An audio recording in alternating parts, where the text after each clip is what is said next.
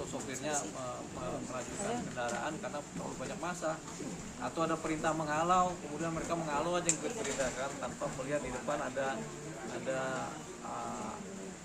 manusia, ada orang yang berdiri atau yang jatuh gitu. Jadi banyak hal yang mungkin masih harus di-clearkan atau diverifikasi melalui kesaksian mereka. Tapi kalau secara hukum sendiri, gimana itu hukumnya sama seperti masyarakat atau beda karena dia anggota gitu Bang maksudnya? Bang? Tentunya karena kelalaiannya menyebabkan kematian orang lain.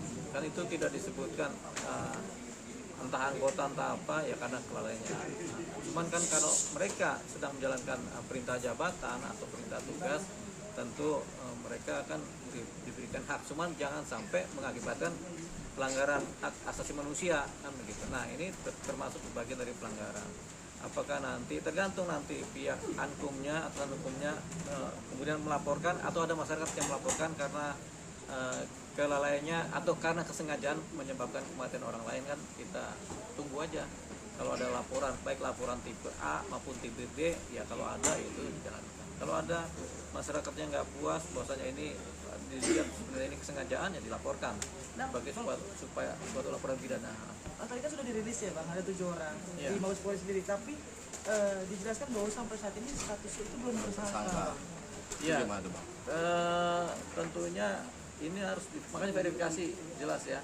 Nah, siapa berbuat apa, bagaimana mereka melakukan tindakan, kemudian apakah mereka lalai, apakah sengaja, itu dulu.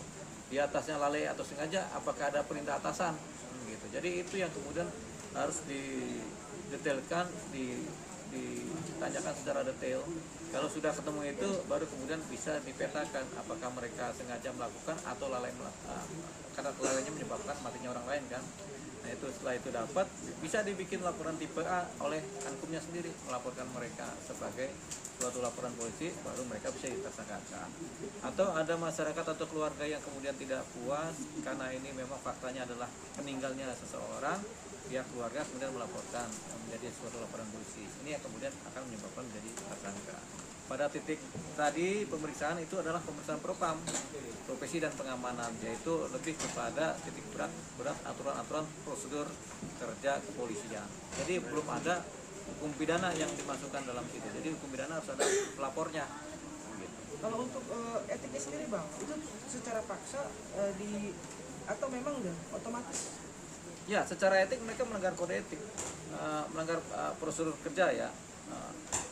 Prosedur dan ketetapan, jadi mereka melanggar protap kerja sehingga mereka bisa dikenakan pelanggaran pada titik tertentu.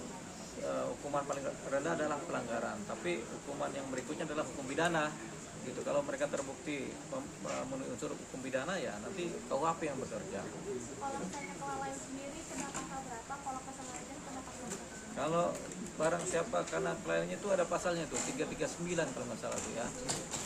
Kemudian kalau mereka sengaja, ya tentunya pasal pembunuhan jadinya atau penganiayaan berat yang menyebabkan kematian kan.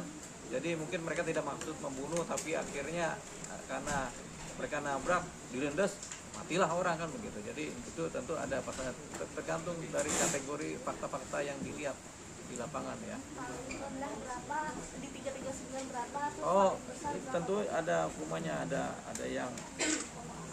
ada yang di atas 5 tahun, ada yang 15 tahun. Kalau sengaja tentunya bisa, tapi kalau nggak sengaja kan, kayak kita nggak sengaja berkendaraan nabrak orangnya meninggal kan karena kelalaiannya. Jadi itu dia. Ada yang 4 tahun, ada yang 5 tahun. Sebenarnya bicara soal propam sendiri ya Bang ya, mungkin ada perbedaan atau sama aja masyarakat hukumannya dipidana, atau mungkin dari propam sendiri memang ada khusus? Kalau propam tidak persoalan pidana, dia lebih kepada profesi dan pengamanan. Ya. Jadi bagaimana mereka bekerja secara profesional sebagai anggota negara yang diperintahkan bekerja kan. Itu. Nah hukumannya juga sifatnya sanksi kan. Tapi dan bisa masuk penjara juga. Tapi kemudian harus dikaitkan dengan KUHP gitu. Karena yang membuat seseorang di penjara itu adalah KUHP, hukuman pasti ya.